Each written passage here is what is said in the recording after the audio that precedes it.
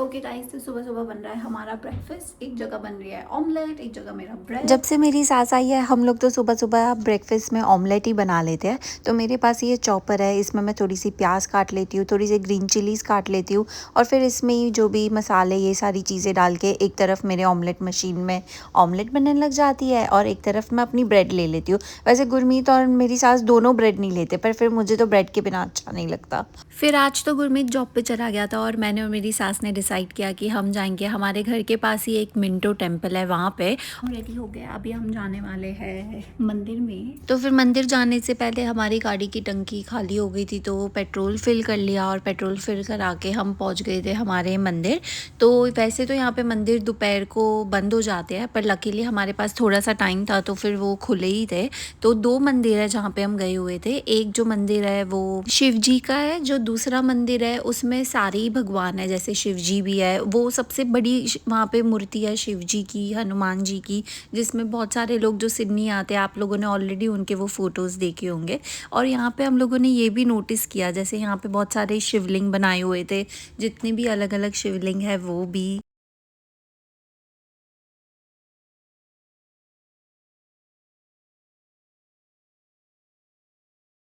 Okay guys, तो हम आ गए मिंटो टेम्पल आज और अभी हम फ़ोटो खिंचवाएंगे हनुमान जी की मूर्ति के साथ। ये रहे हमारे सासू माँ जी, ये रहे हनुमान जी। फिर हमारे घर में हम हनुमान जी में काफ़ी मानते हैं, तो फिर हनुमान जी की मूर्ति के आगे मम्मी ने दोबारा माथा टेक दिया, जो भी उनकी मन्नतें थी वो मांग ली, अच्छे से उनको थैंक यू बोल दिया और फिर हम यहाँ से जाने ही वाले थे। फिर आज मैंने ये नोटिस किया, जैसे हम काफ़ी बार पहले भी आए हुए हैं पर यहाँ पे ये छत नहीं लगी हुई थी। ये आई थिंक इन लोगों ने न्यू कराया है, बट उसकी वजह से ये मंदिर का पूरा लुक ही चेंज हो गया था, जैसे ये कोई एयरपोर्ट पे आ गए हो वैसा हो गया था। सो आप मुझे कमेंट में बताना आप लोगों ने ये नोटिस किया या नहीं किया। वैसे कभी कभी जहाँ पे आरती और ये सारी चीज़ें भी होती रहती है, पर हम दोपहर के दिन में गए थे तो फिर तब नहीं हो रहा था। उसके बाद हम चले गए शिव जी के मूर्ति के आगे, वहाँ पे भी हमने दर्शन किए, थोड़े से फ़ोटोज़ वीडियोज़ और लिए और फिर हम चले गए थे जो दूसरा शिव जी का मंदिर था वहाँ जाने के लिए। वैसे दोनों मंदिर के अंदर जैसे फ़ोटोज़ वीडियोज़ लेना अलाउड नहीं था, पर जो ये दूसरा शिव जी का मंदिर है वहाँ की एक बहुत ख़ास बात है, मैं मम्मी को भी दिखा रही थी। वहाँ पे जैसे जो भी लोग अपनी मन्नतें मांगते हैं, अपने फैमिली के लिए ब्लेसिंग्स मांगते हैं, तो यहाँ पे आप शिवलिंग उसी मंदिर पे लेकर आप अपने नाम का चढ़ावा कर सकते हो। तो बहुत सारे, आई थिंक हज़ारों में होंगे वहाँ पे छोटे छोटे शिवलिंग, और फिर उस पर आपके परिवार का नाम लिखा होता है, जैसे शाह एंड फैमिली, गरतान परिवार, चौधरी परिवार। तो फिर हमने भी ये सोचा है कि जब हमारी जैसी छोटी छोटी विशेज़ हमने मांगी है, जब वो पूरी हो जाएगी तो हम भी वहाँ पे मूर्ति, वो शिवलिंग का वो दान करेंगे। वैसे आज के दिन का ये भी बहुत अच्छी बात थी कि वैसे परसों बहुत ज़्यादा हवा आ गई थी, पर आज का जो मौसम था वो भी ज़्यादा अच्छा था। तो यहाँ पे थोड़ी सी हमने और फ़ोटोज़ वीडियोज़ बनाई। ओके गाइस, तो एक मंदिर हो गया, अभी हम आ गए थे दूसरे मंदिर। आई थिंक इसका नाम गुप्तेश्वर मंदिर है और यहाँ पे हमने थोड़ी सी फ़ोटोज़ और वीडियोज़ खिंचवा ली और अब हम जाएंगे खाना खाने। रील मेकिंग चल रहा है अभी, मुझे मेरी सासू माँ गाइड कर रहे हैं कि मुझे कहाँ खड़े रहना है और कैमरा कैसे डायरेक्शन करना है। सो हम रील्स बनाते फिर हैं। वहाँ से हम चले गए खाना खाने। खाना खाने के बाद हम वहाँ से ही चले गए दूसरे शॉपिंग मॉल में थोड़ी सी चीज़ें लेने, और फिर मैं दिखाती हूँ आपको हमने क्या क्या चीज़ें ली। तो के मार्ट में एंट्री करने के बाद मम्मी ने सबसे पहले ट्राई की चप्पल, और चप्पल में यहाँ पे ढेर सारी कलेक्शन है। तो ये चूज़ करना हार्ड था कि हम कौन से वाली चप्पल लें। कुछ चप्पल बहुत बड़ी थी, मम्मी को इतने अलग डिज़ाइन नहीं चाहिए थे, उन्हें सिंपल चप्पल पसंद है। तो यहाँ पे चप्पल के साथ साथ मम्मी ने एक सैंडल भी पसंद कर ली थी। ये सैंडल के वो देख रहे थे कि भाई कंफर्टेबल है या नहीं रेगुलर लाइफ के लिए। फिर मम्मी प्राइस को लेके कंफ्यूज थे, उन्हें यहाँ के प्राइस समझ नहीं आते। अभी उन्होंने ये देखा कि ये दूसरे वाली चप्पल बहुत कोजी थी। यहाँ पे मैं अपने मत्थे का टीका दिखा रही थी जो मुझे मंदिर में लगाया था। फिर मम्मी ने यहाँ पे नाइट वियर अपने लिए ट्राई किए, क्योंकि जो सूट वगैरह उनमें कंफर्टेबल नहीं रहता रात को सोने के लिए। तो ये देखिए गाइस, यहाँ पे बहुत सारी कलेक्शन है नाइट वियर के लिए भी, आपके डेली वियर के लिए भी। तो के मार्ट मम्मी को एक अच्छा प्लेस लगा जो जाके आप अपने कपड़े चप्पल सब ट्राई कर सकते हो। तो यहाँ पे मम्मी ने देखा कि ये अलग अलग साइजेस भी अवेलेबल थे। फिर मम्मी ने देखा कि यहाँ पे बैग भी मिल रहे थे, मम्मी ने कुछ बैग्स ट्राई किए। फिर उनको ये कलर पसंद नहीं आया तो वो और कलर ढूंढ रहे थे। तो यहाँ पे ये बैग थोड़े सिंपल थे, थोड़े बैगों में कुछ स्टाइल थी। तो उन्होंने सोचा कि क्यों ना कोई बैग लेने से पहले अपने ये भी ट्राई कर लूँ, कहीं मुझे घर जाके फिट ना आए। तो देखिए गाइस और बताइए कि मम्मी का नाइट वेयर कैसा लग रहा है आपको।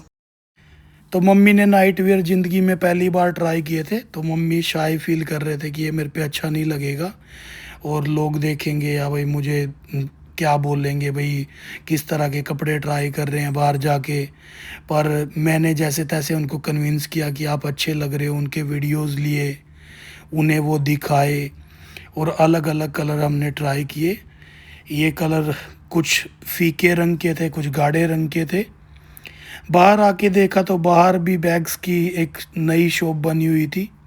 इसके डिज़ाइनिंग अंदर वाले डिज़ाइन से काफ़ी अच्छे थे। तो मम्मी ने एक बैंगनी रंग का बैग उठाया और उन्हें ये कलरफुल बैग बहुत अच्छे लगे, क्योंकि अंदर के जो बैग थे उनमें कलर ऑप्शन ज़्यादा नहीं थे। तो यहाँ पे वो दिखा रहे थे बैग को पकड़ के कि पकड़ के चलने में कैसा रहेगा।